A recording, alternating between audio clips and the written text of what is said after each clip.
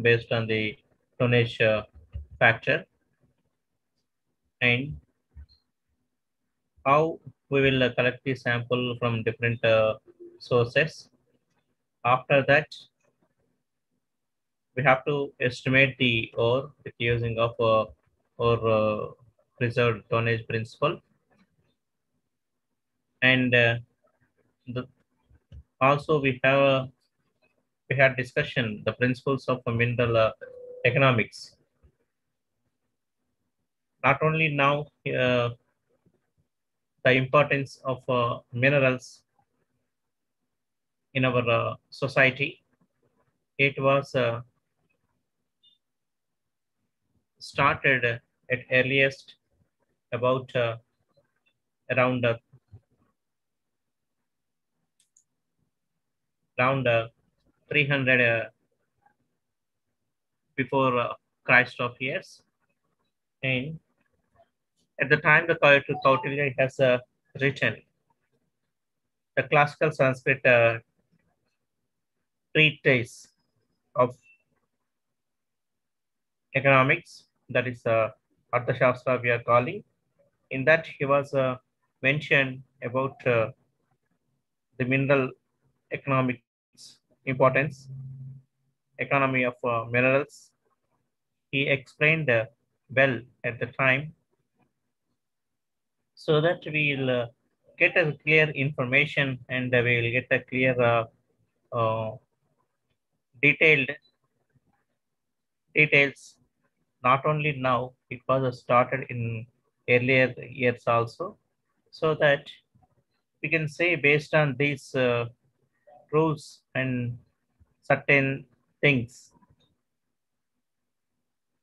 the mineral properties or minerals are playing the very important role in our society, particularly when you come into the discussion of economics. I mean, and locally, how the minerals were situated, how the mineral deposits were formed. Based on this, the mineralization characters we can explain.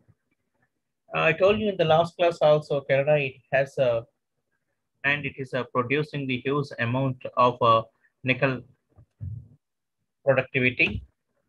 Almost it is a 50 percentage of the world production, and it has a very long deposit. Approximately it is 24 kilometers of long, and 32 kilometers of a wide deposit it has. And not only that one, so many mineral deposits were presented in internationally and nationally. And some of the mining problems, and we cannot able to unpredict it very easily. So that where the mineral deposits were located, the mineral occurrences we are calling that, and it is a depend on the and it is depend on that the mineralization deposits are considerable, whether it is considerable or not. It's a depend on, again it is having the grades, having the grades, and in uncertainties of extent and percentage of depth. This is also very important. And when you go into this underground mining, the sinking of a shafts and the development, the drifting and the haulage, the ventilation and the drainage, everything safety, including the safety, also have to take the particular measurements for that one. And sometimes not only that, but sometimes we go deeper level of mining. Approximately, it is around 3 or 4 kilometers. Also, we can go. So that we need to take some precautions. Definitely, we need safety and measurements. And all these also things we have to discuss, and we have to get some rules in mineral economic policies, and some environmental requirements also there. Those in environmental regulations happens to be one or more constraint to face in the mineral industry. Some of the mining problems, which is including the two various types of hazards.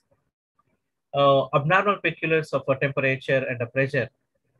It's a vary and it's a varied. It has a variation in rock to rock, so that these type of problems how we can encounter in a mining industry.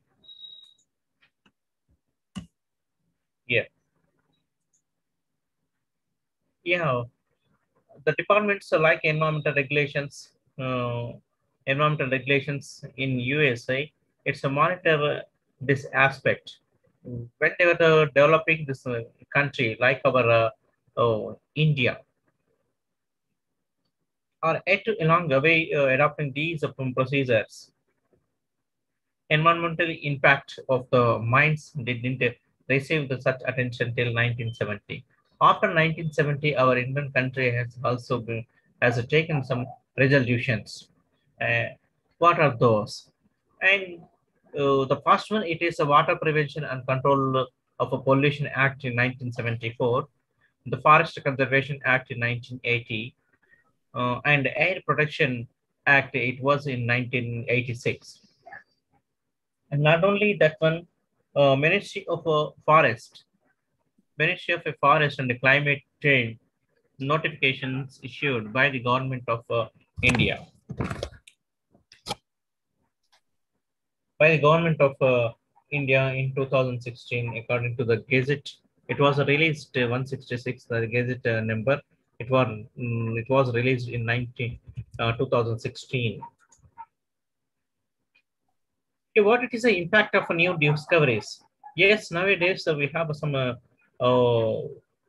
technology. We are developing the technology and we are working with the technology, and as well as the same technology we can apply into the mineral exploration and to produce kind of a minerals, and it is we can apply into the mineral industry. It is affecting by this changing needs to manufacturing industries and accumulation of a stock, fluctuation price, and the refuse the metallic scrap. These are all the also playing a very important role. And now discovery of new deposits, what it is the advance and what type of a technology we are using, discovery of a new things, and whether the discovery it is a useful the recovery of minerals or not, and the metallurgy of new finds are also affect the mining activities. Suppose a country, if it has a less discount, less advanced technology, and the processing poorer grades, yes, definitely. If we do not have any advanced technology, it will be not a possible to process in different grades. May it is a reduce the cost of a production. Is definitely it will be reduce the cost of the production automatically. It is impacting on the uh, reducing or providing of minerals, and then it is reducing the productivity. For, for instance, yeah, in Florida, it has only low-grade beach sands containing the 2 to 3 percentage of ilmenite, but the processing technology has practically space in ilmenite market, which has rich its concentrations, and it has a high above 80 percentage. And then we can see it is in Kerala and Tamil Nadu beaches. And the emergence of a large number of countries in Latin America and Africa, additionally Australia as iron and manganese ore producers has affected the competitive position in the export trade. The steep fall prices in respective of manganese ores, particularly after the Korean War in 1954, has resulted in the close of several manganese mines in the country. The grading and the specifications. Yeah, in the grading and the specifications, the trade in the minerals entirely different from other commodities. Because of we can if considerable the variations, it may take place in the quality of the same deposit. The variations in the quality in mineral industry affect pricing, and also it will be affecting on the grade. It will be affecting on the grade on the required specifications necessary for supply the same thing. So selective the mining, that's also very important. Selective blind mining, blending of the processing for grading and marketing, and the special problems are encountered in mining. The price is fixed on the basis of a tenor and the commercial grades on which the basis the minerals are supplied.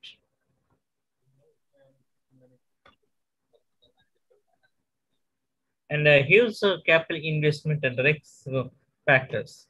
Exploration and development of a mineral deposit. It's involves a massive investment of a huge capital. Ore bodies buried underground, quote, unthreatened by applications of a geological, geochemical, and geophysical methods followed its very deep drilling. Sometimes what is happening if it is unforeseen geological factors like a faulting, pinching out of these ore bodies, which the deterioration of the quality of depth, and it is showing definitely impact on the quality of mineral deposits. And again, sometimes yes, it's also caused to leads to damage of mineral deposits, and it is again it is showing the impact on mineral prospecting and development also.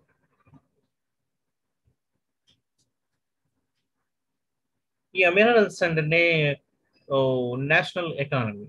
What it is the national economy? After the achievement of the freedom in 1947, our Indian government has realized into circulate and facing the crucial importance of minerals in a national economy, and they have taken the steps for planning of a mineral producing and how we can start the mineral exploration and to do the expansion. The country has realized again the national mineral policy, it is very essential for us and to exploration of minerals and exploitation and how we can utilize the same. Adequating the emphasis and the care have been initiated with the consideration of the following aspect in the past 5 years plan they have aim to be implementing. A systematic exploration for the proper assessment of extent and the values of mineral deposits. And second thing, it is systematic mining by scientific methods. Third one, it is a conservation of minerals without any wastage. In fourth stage, exploration for strategic minerals like a sulfur, tungsten, tin, and etc. Making of the finished products from raw minerals and their how we to do the export. For the beneficiation of a low-grade ores by scientific research and with the using of different techniques, substitution of deficient minerals by to do the scientific research, collection of minerals,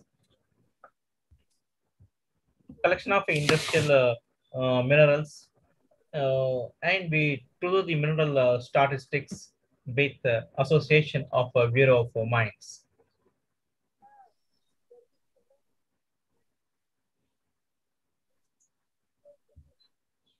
The new approach has resulted in the establishment of many new organizations. Like it was a Indian Bureau of Mines IBM. It was established in 1948, and the Department of Atomic Energy (DAE). It was in 1954. National Coal Development Corporation (NCDC). It was in 1956, and ONGC. It is Oil and Natural Gas Commission. It was established in 1956. Again, the National Mineral Development Corporation, NMDC, it was established in 1958. And along with that one, the different states having the different trade corporations, and that is a state trading corporation 1956. And also Mineral Exploration Corporation, it was established in 1972. Many national research laboratories like National Metallurgical Laboratory and National Geophysical Research Institute and the National Remote Sensing Agency And along with that one, it's related to the Central Groundwater Board for the development of groundwater resources, and the NIO, it's a National Institute of Oceanography. These are all the institutions, and these are all the research organizations where uh, those will be those will be helping to our the nation to exploration of a new mineral deposits in new areas.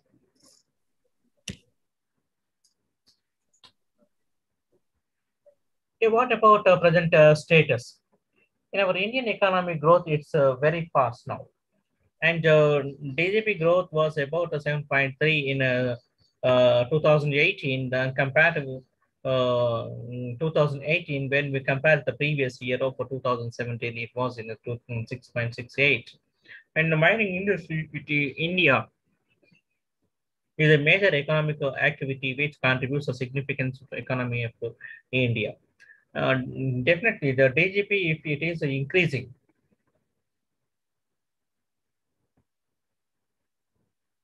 if it is increasing, and definitely we can say our mining industry and the mineral deposits and the mineralogical exploration, it will be also playing the very important role, and it's one of the major part when it is increasing of our DGP growth. Yes, there are some mineral methods are there for mineral dressing. Now we are discussing a new unit. It's a new unit. And what we have to do in a mineral dressing, once if the investigation has been finished in new area and you have explored the or you have invented the new mineralogical deposits, and so what we have to do with that one. The main object of a mineral or the ore dressing, it's a broadly it is a prepared. Either it's a, uh original ore for more economical transportation and further processing to recover the metallic contents.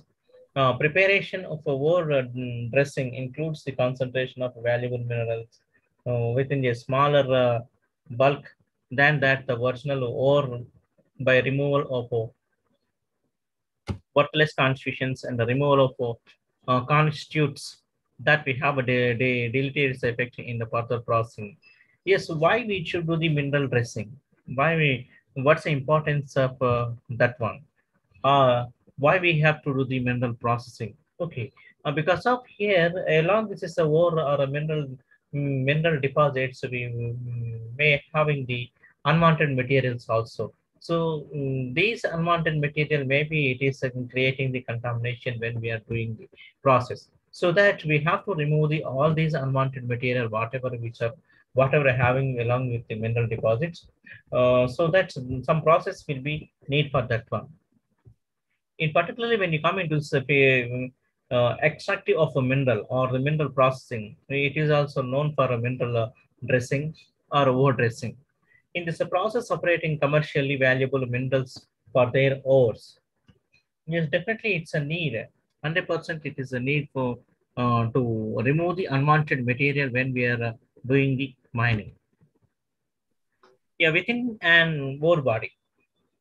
Within an ore body, the valuable minerals are surrounded by the gang minerals. So that these gang minerals means actually it is not, it is associated with, definitely which are all associated with original mineral. So that the gang minerals, it is not economic point of view, it is not important. So that we can remove all these gang minerals along with the ore deposits in a mineral processing. And then the mineral processing, it's necessary to liberate and concentrate those valuable minerals from the bulk mass through a suitable mechanical treatment. And mineral processing methods are adapted one after the other. It's a sequence, and also it is a depend on their ore processed. Some methods adapted in mineral processing. Let us see. Mineral processing, again, it is broadly categorized in three three major areas. One, it is a mineral processing before mining. And second one, it is a mineral processing during the mining. And final one, it is a mineral processing after mining. Based on these three categories, we will do the mineral dressing. Yeah, the first one, it is a mineral. The first one, it is a mineral processing before the mining. The mineral processing, it's exercise. It is undertaken the stage of exploration itself. For what the purpose? To understanding amenability, how it is a ore it will be farming, and how it is the ore mining we can do, and what it is the processes, and what are the procedures, and what is the processing we will have to involve with this one. And we can test on a laboratory and the pilot plants scales it is necessary for a proper exploration program and mining the feasibility studies. Yes, definitely before going to installing what it's a plant or whatever it is a plant means, oh, we can before installing the industries, and we have a need definitely scales some based on these scales we can we can do the establishment, so that we have to follow the some necessary procedures. And the bench and the pilot 89 scale testing for amenability for minerals for mineral beneficiation, and it can be carried out the collecting of bulk samples from test pits and exploration of mines. And second one, it is a mineral processing during the mining. The mining processing takes place simultaneously in certain types of mineral deposits. What are those? Like cutting of blocks in dimensional stones in industry like granite, marbles, limestone, sandstone, and etc. The marketable blocks, it's a standard dimensions, it's a need, primary objective of a mining. Yes, it's a definitely. If you are doing the cutting of a blocks from the outcrop, after your exploration and you have established one big plant, one big plant. So in that, we have to do the setup, the machineries for the cutting of the blocks to removing the additional material, to remove the additional material, whatever it's associated with the cutting of these blocks. And before cutting that, we have to remove all these additional material, and based on the sizes, some dimensions it will be there. The particular dimensions we have to take, and according to the dimensions, we have to cut these blocks. And next one, it is leaching techniques. In leaching, it's a very important, and particularly when you come into this is a mineral processing technique, which can be used for the extraction of valuable minerals like uranium and others, uranium, thorium, lead, zinc, all the minerals. Leaching techniques, again, it's two types. One, it is a chemical, and second one, it is a biochemical. In a chemical leaching, here the chemicals will be added in this one, or leaching agent, it is applied, dissolving of the metal present in the ore subsequent to extraction. And when you come into this is the second stage of biochemical leaching. In biochemical leaching, some iron oxidizing, sulfur oxidizing bacteria applied for a dissolution of a mineral present in the ore. Suppose if the ore it has a some mineralogical content. So I wanted to remove all these unwanted material, and particularly I wanted to get only those mineralogical content. So that what I have to do.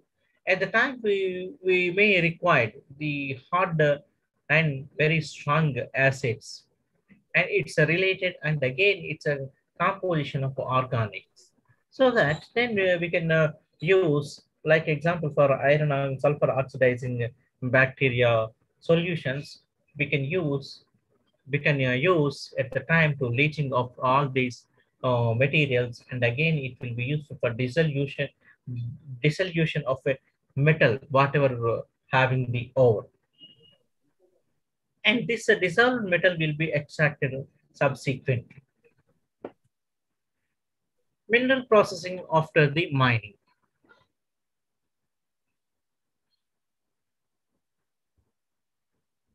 Treatment of ores to get there the metallic concentration into useful products,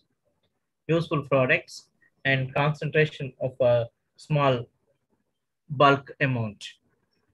And simultaneously, when we are going to separate the unwanted material, that's a gang, I told you just now. And again, into the discardable waste that is called tailing, and it is required for the materials of manufacturing. This treatment process is called as a mineral dressing. And again, there are two types of primary operations in the mineral processing.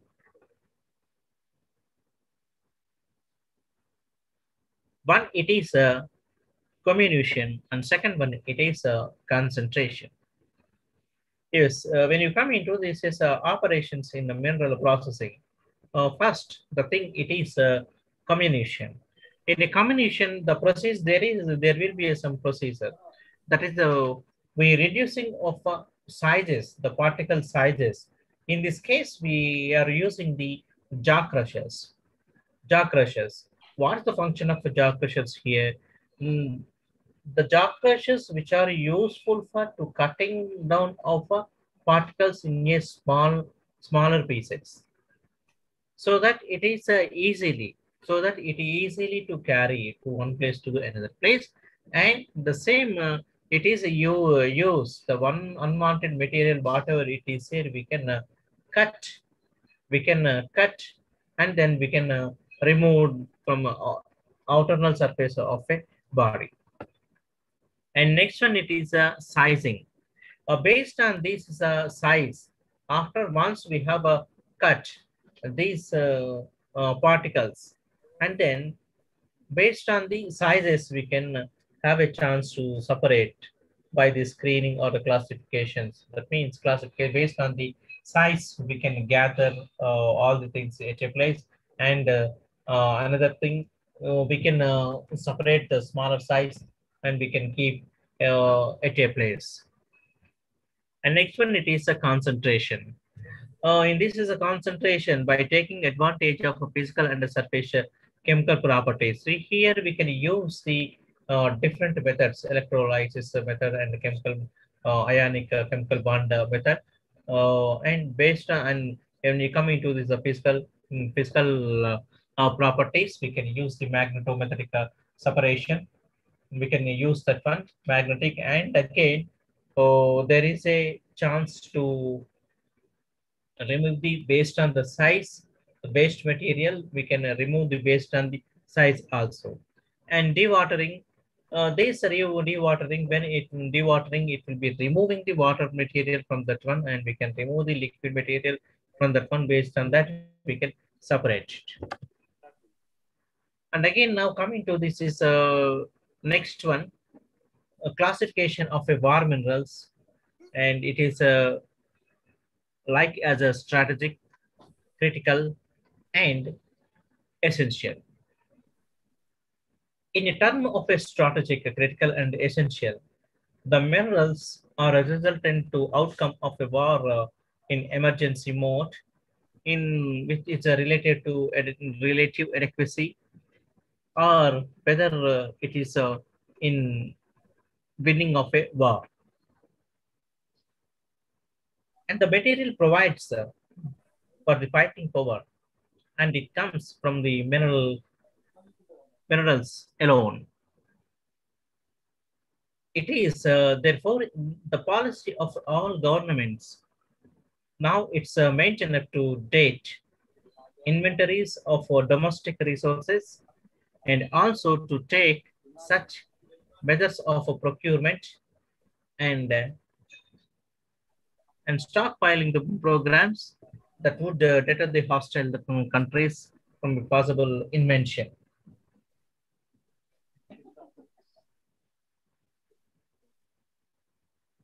And if you go into these war minerals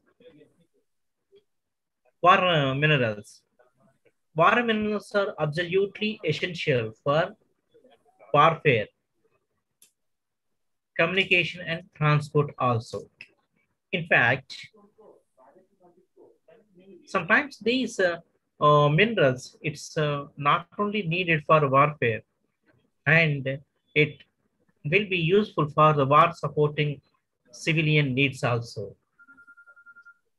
And we have a brief list for war minerals, including iron ore for iron and steel, manganese ore for ferromanganese metals, ores which are related to the different alloy metals like tungsten, molybdenum, vanadium, chromium, titanium, nickel, antimony,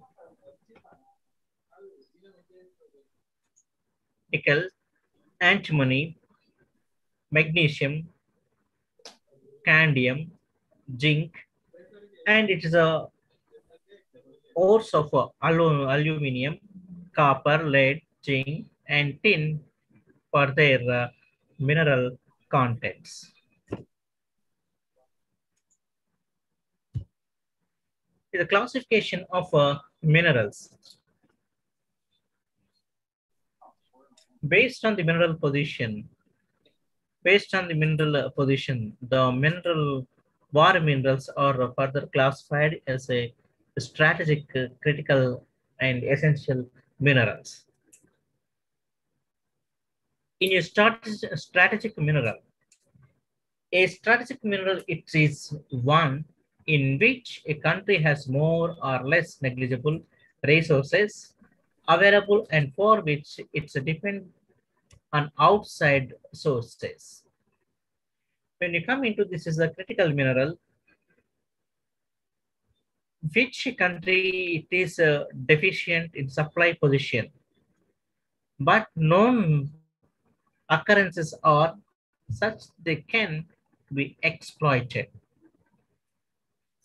And it is a irrespective of a cost. It is a irrespective of a cost as a wartime measure. And third one, it is an essential mineral. Yeah, it is a known resources are required. It's a large produced in a scientific quantities. A strategic mineral in India, it's need not to be a strategic mineral to other country. A similar strategic mineral of today, it may become a critical mineral tomorrow, or even sometimes it is as essential mineral in course of some time.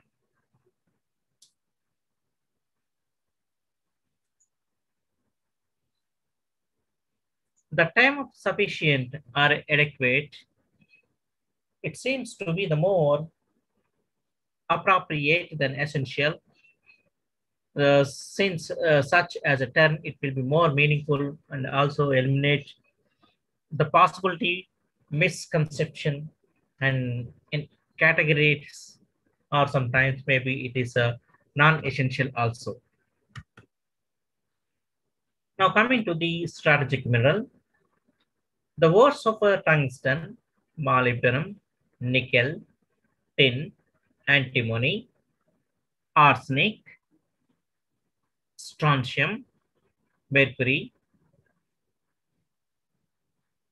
piezoelectrical quartz crystals, sulfur, asbestos, industrial diamonds, and including with borax also, which are useful as a strategic mineral. And petroleum, it is also useful as the same.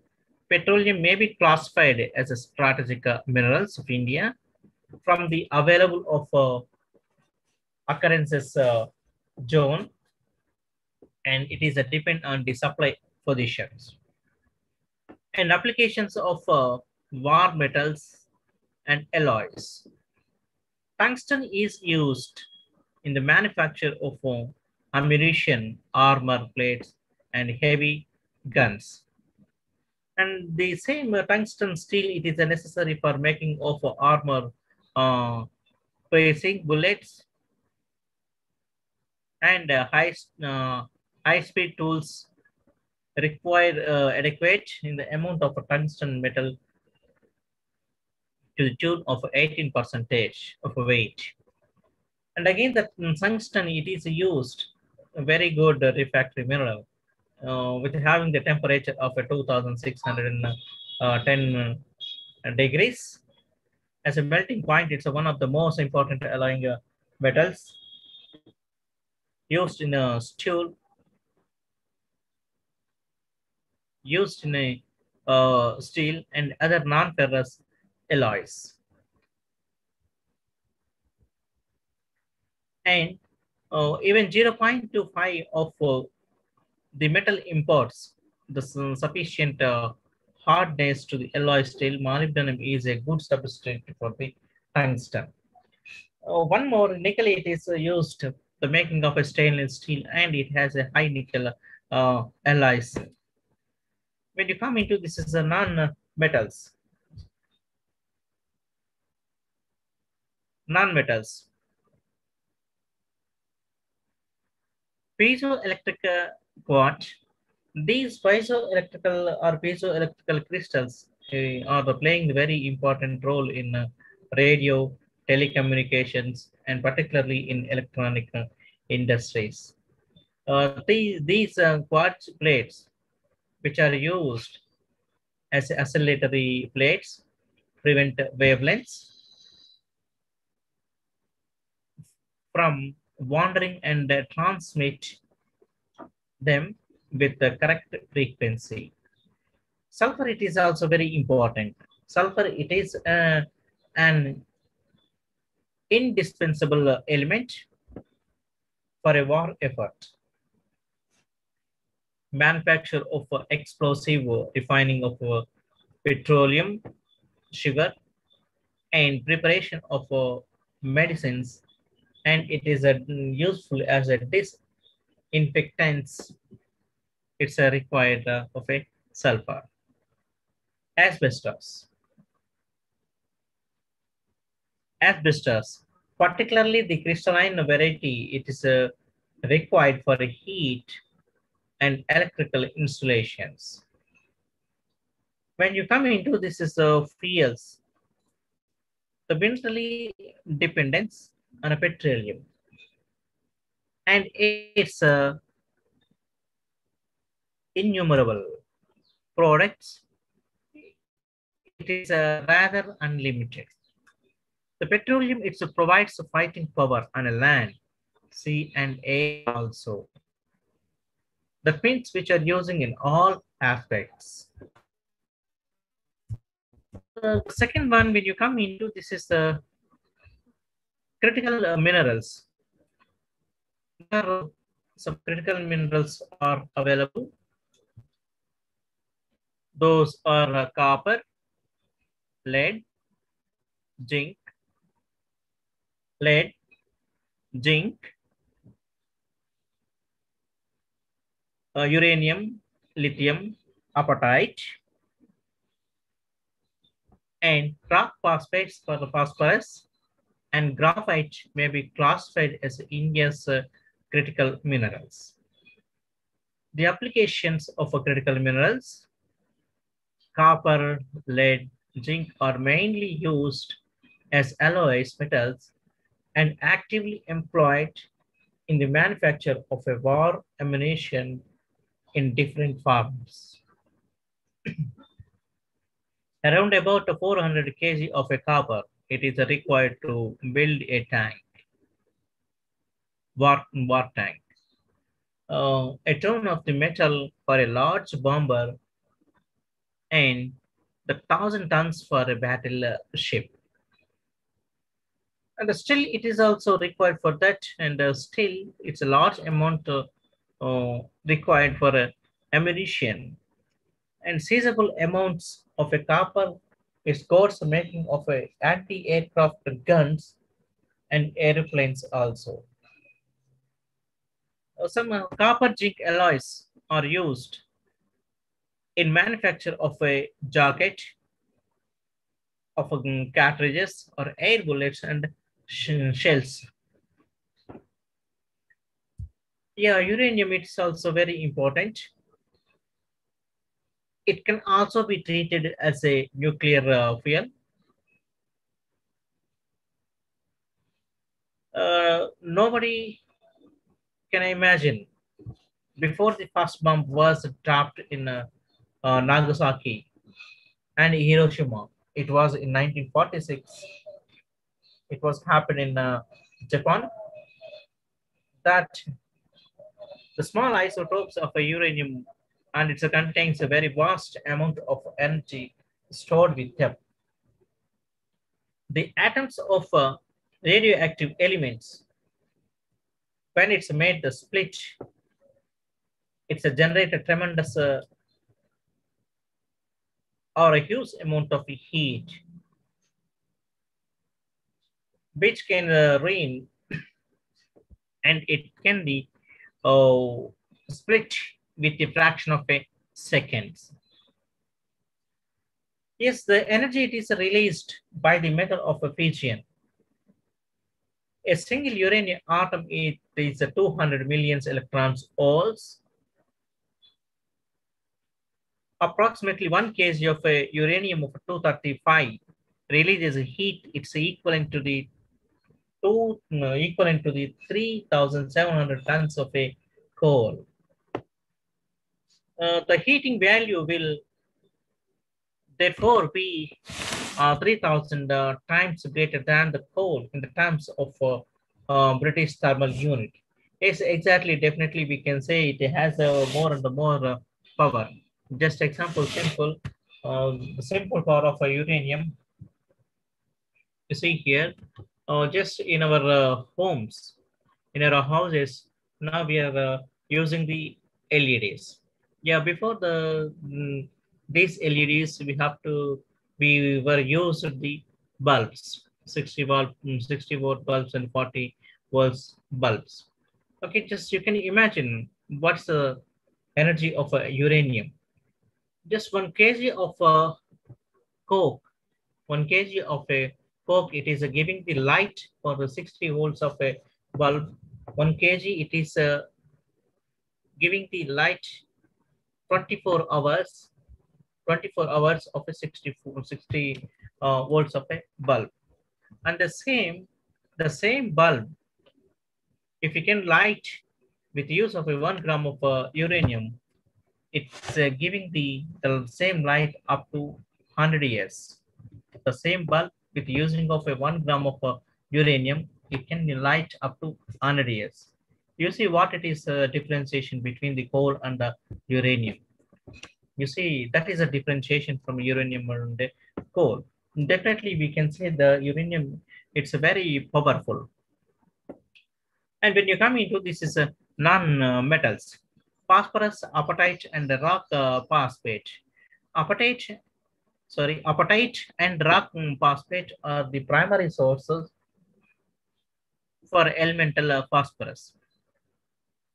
And suppose the total recoverable reserves of apatite are placed at 24.05 million tons, and the total recoverable reserves of rock phosphate are 312.67 million tons as on 2015.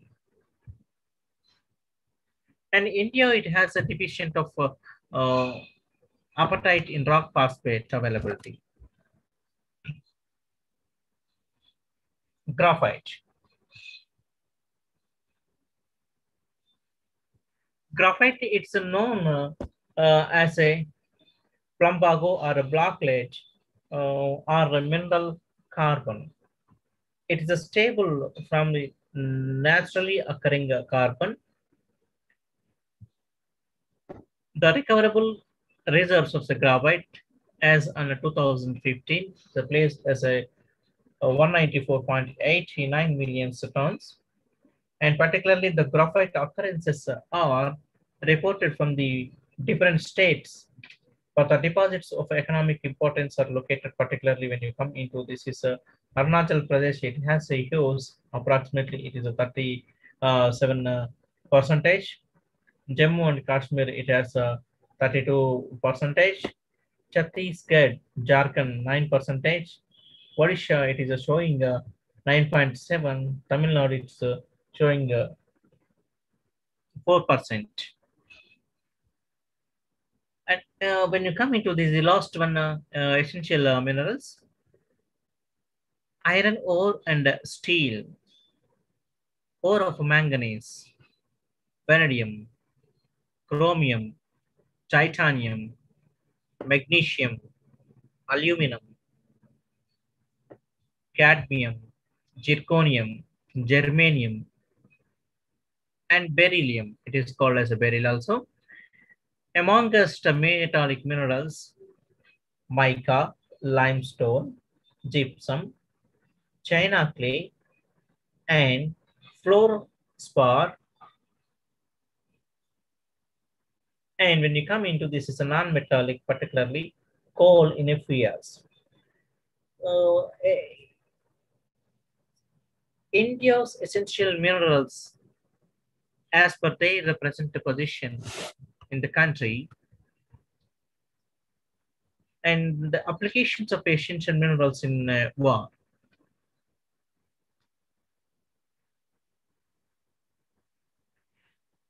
The metals and alloys. Steel, it is useful in industrial as an industrial vehicle.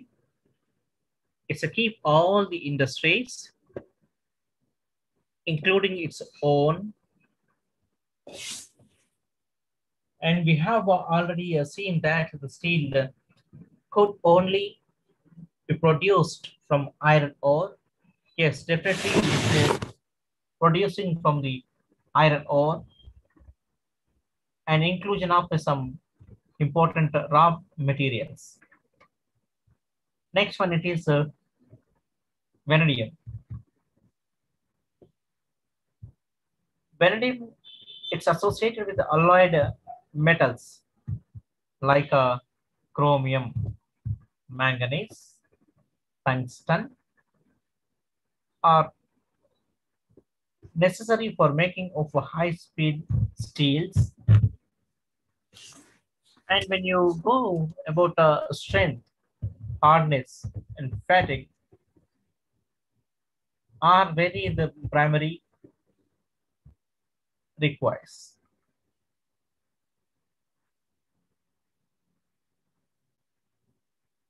Chromium, it is another ferroalloy metal, and it is useful and required in ferrochrome productions. Another one, it is cadmium. Cadmium is used in the processing of uranium and in the manufacture of the special steel,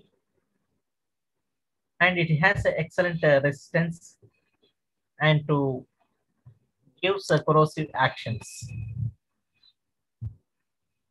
Non-metals. Yeah, mica, it is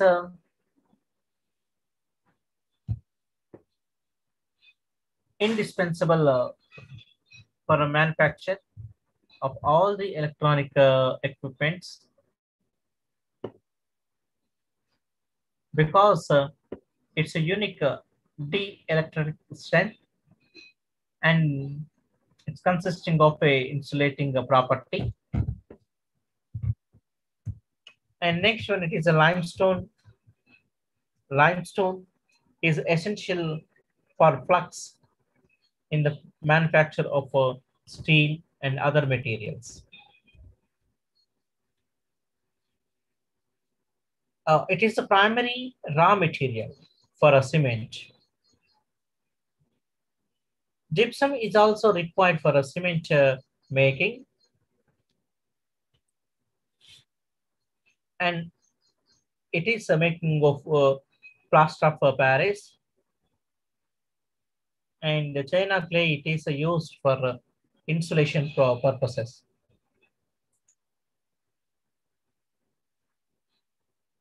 There are some fuels. Our military it's depend on the coal and coke also, and it is unlimited. Coal and coke are the inner strength of all metallurgical, chemical, and fabrication industries. And what is the present position of essential minerals in India metals?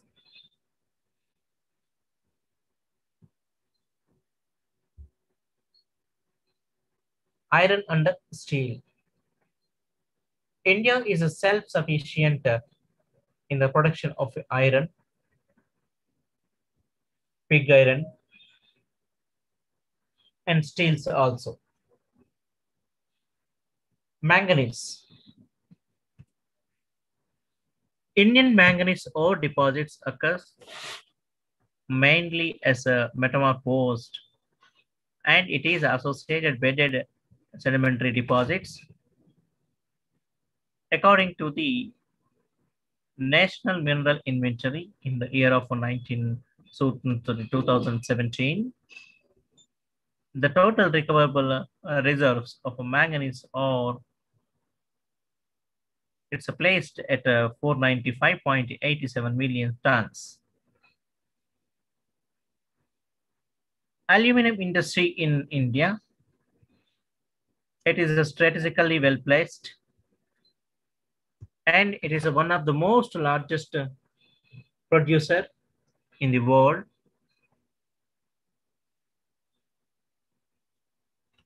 India's rich bauxite deposits render a competitive edge in the industry.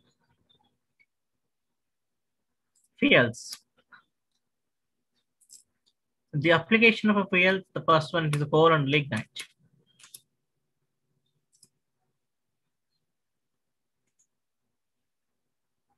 Yes, coal and lignite, the total geological reserves of a coal in India up to depth of 200 meters, and it stands 315.15 billion tons. And the total geological reserves of a lignite, it is about around 44.70 billion tons as on 2017.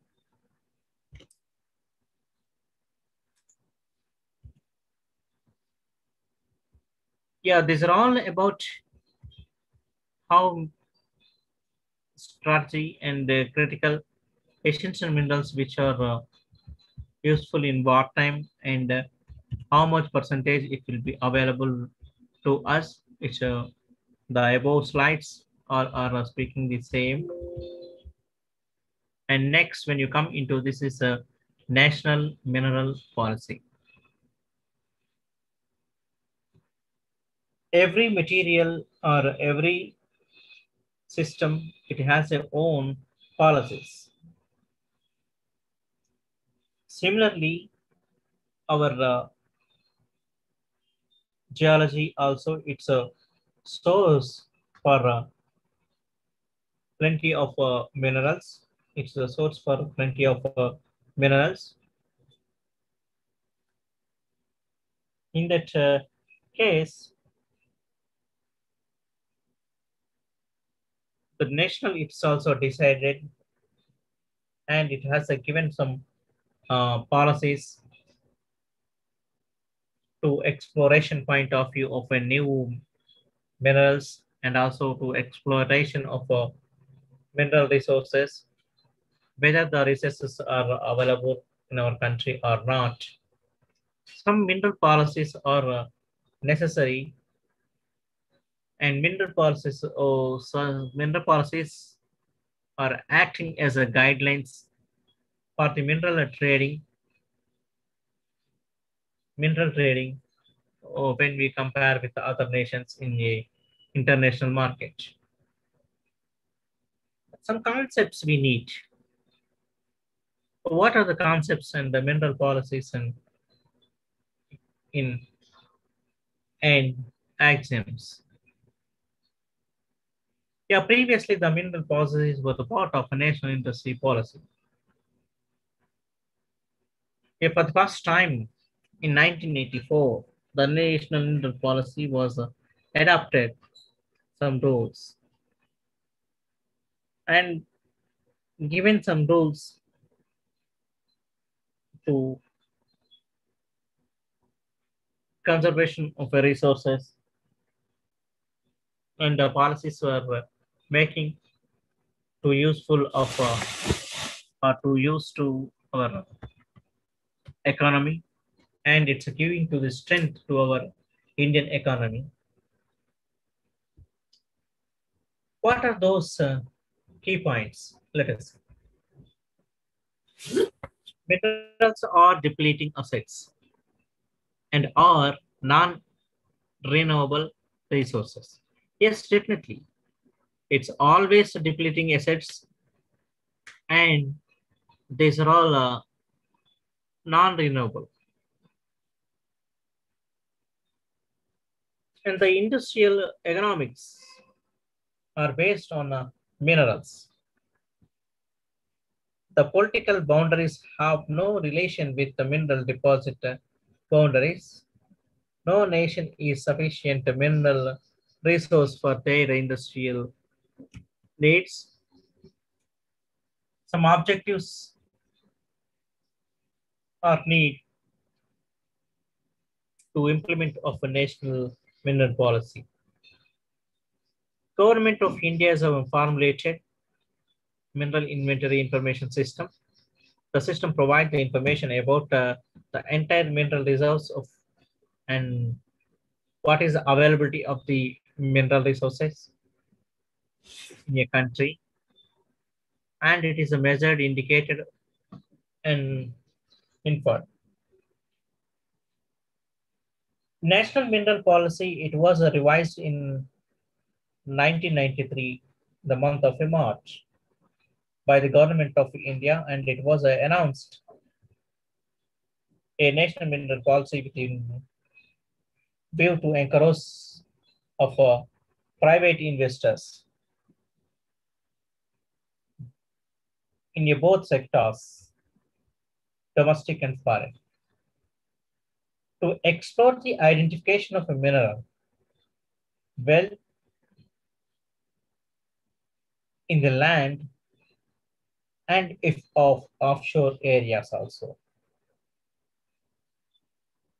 to promote the necessary linkages for smooth, uninterrupted development of mineral industry to meet the needs of the country, to promote research and development in minerals, to ensure establishment of appropriate educational training and facilities for human resources, the development of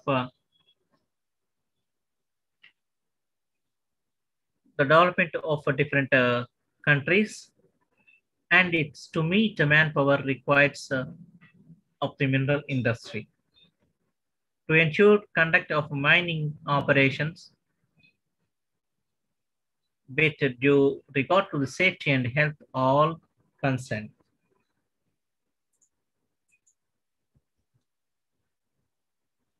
What is the national mineral policy?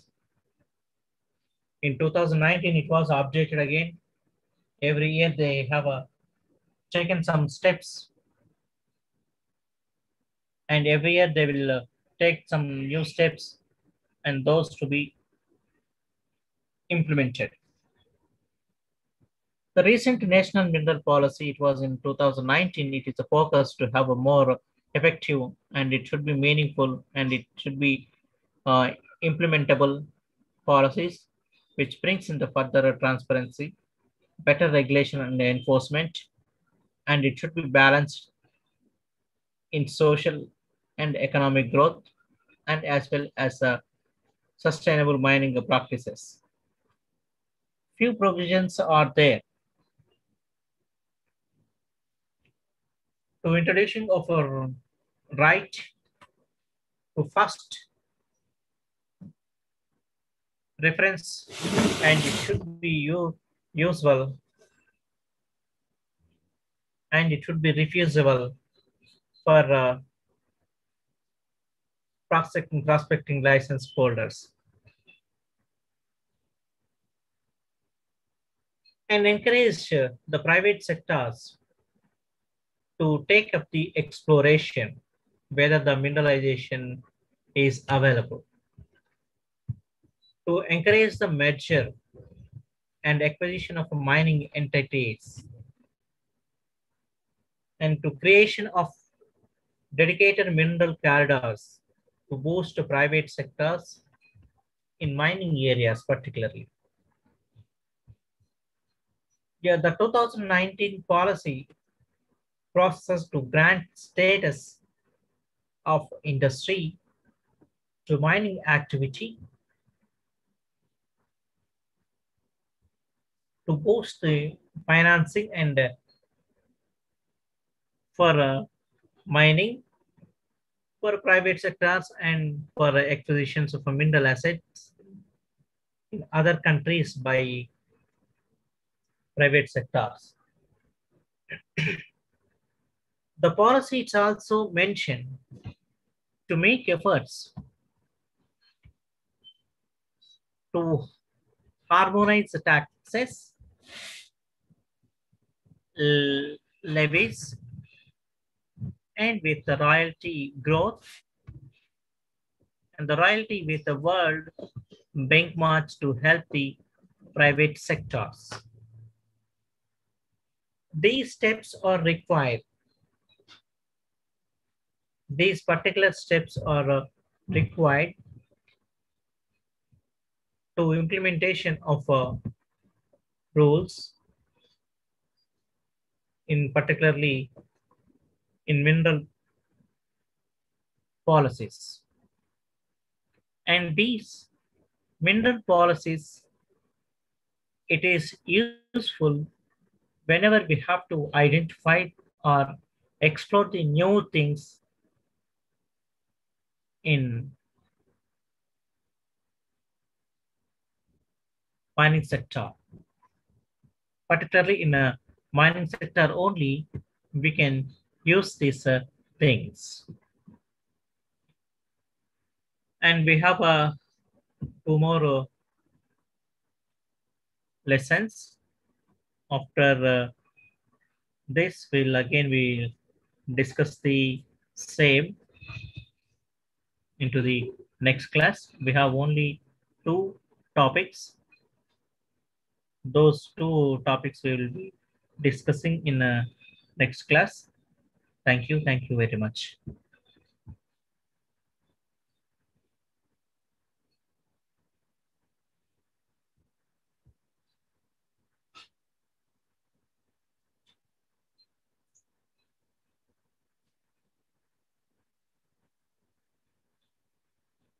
Again,